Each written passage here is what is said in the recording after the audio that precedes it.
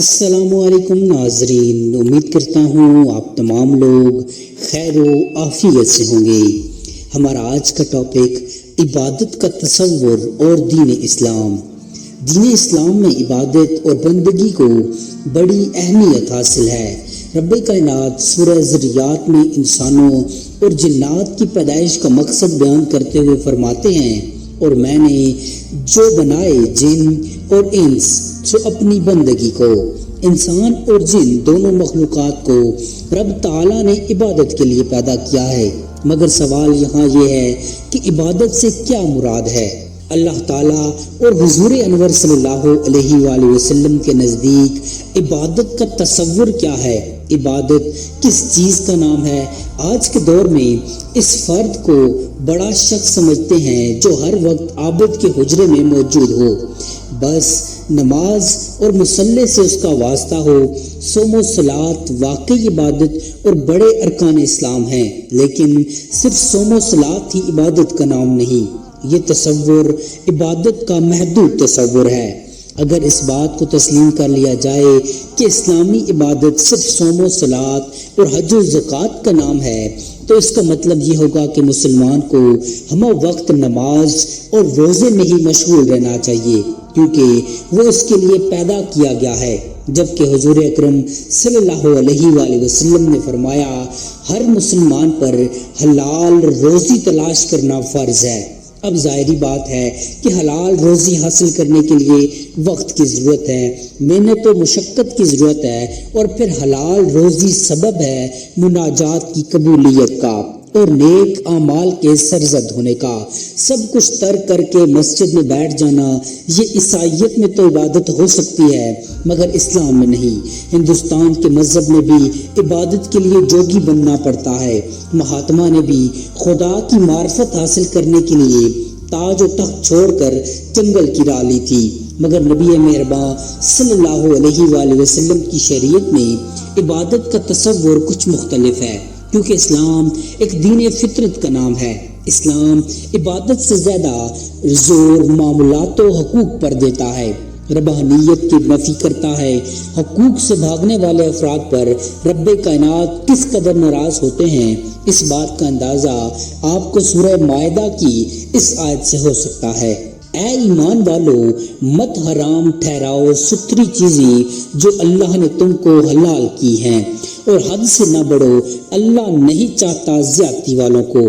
اس آیت کا شان نزول در حقیقت وہ واقعہ ہے جس میں نوجوان صحابہ اکرام، جن میں حضرت عثمان ابن مسعود، حضرت عبداللہ ابن عمر، حضرت علی، حضرت عبداللہ ابن مسعود، حضرت مقداد ابن اسود اور حضرت سالم رضی اللہ تعالیٰ عنہ شامل تھے، یہ پروگرام بنایا کہ عورتوں سے دور رہیں گے، گھروں میں گوشہ نشی ہو جائیں گے اور لذیذ اور مزیدار چیزوں کے قریب نہیں جائیں گے، رات کو قیام کریں گے، دن کو روزہ رکھیں گے، غرض یہ کہ بالکل ترک دنیا اور ربحانیت کا ارادہ کیا، جس پر حق تعالیٰ نے مذکورہ آیت کے ذریعے اس پروگرام کی نفی فرمائی۔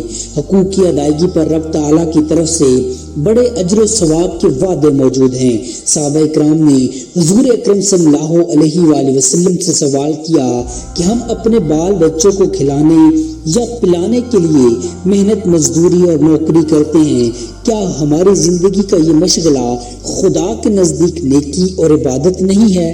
حضور اکرم صلی اللہ علیہ وآلہ وسلم نے ارشاد فرمایا کہ جو شخص دنیا کماتا ہے حلال روزی سے اور اس کا مقصد یہ ہوتا ہے کہ وہ گدھا گری سے بچ جائے اور اپنے پڑوسی کی خبر گیری کرے، تو وہ مرنے کے بعد خدائے تعالیٰ سے اس حال میں ملے گا کہ اس کا چہرہ 14ویں رات کے چاند کی طرح روشن ہوگا۔